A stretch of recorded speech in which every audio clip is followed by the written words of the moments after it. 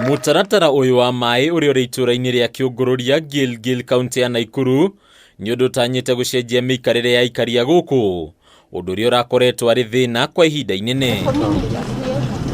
Mubango uyu uri urakinyanirio kuhitukira kigina kia ruhonge rwa Home Care International na Rotary Club of Nakuru ukagwetwo ta undu huthitie miikarire ya aikari a guku na njira nene. Tulikuwa tunateseka sana na maji, tulikuwa tunaenda umbali ya huko kupata maji.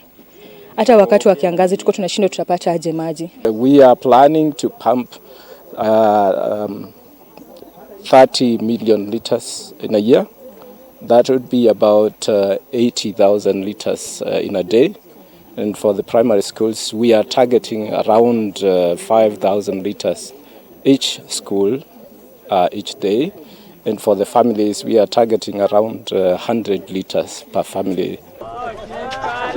Kwitukira mutaratara uyu uri uhuthirite ciringi mirioni ithano, aikari ngiri ithano nio matanyite kugunika, makionania hathara nene iria makoretwo magitungio ni kugura maai na mitungi o muthenya. Tulikuwa tunauziwa, lakini sasa kutokea hapa hadi ile umbali tulikuwa tunaenda ilikuwa sofa.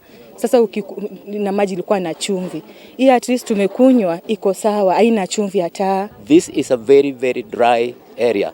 I've toured this area, and when it is during the drought, you would not even walk along this road. Njira ino ikagwetwo gukorwo iri na uhoti wa kunyihia mirimu iria yumanaga na giko na maai matari matheru, iria kaingi gumagira andu icigo-ini itiganite, giki ari kimwe gia icigo icio. This project has taken quite a long time, but it was worth the time because what we have done here, it is why you see the faces of the community. Tulikuwa tunateseka paka na mifugo, tulikuwa tunatoka hapa. Naona sasa hiyo umbali yote kutoka hapa paka kuendea maji.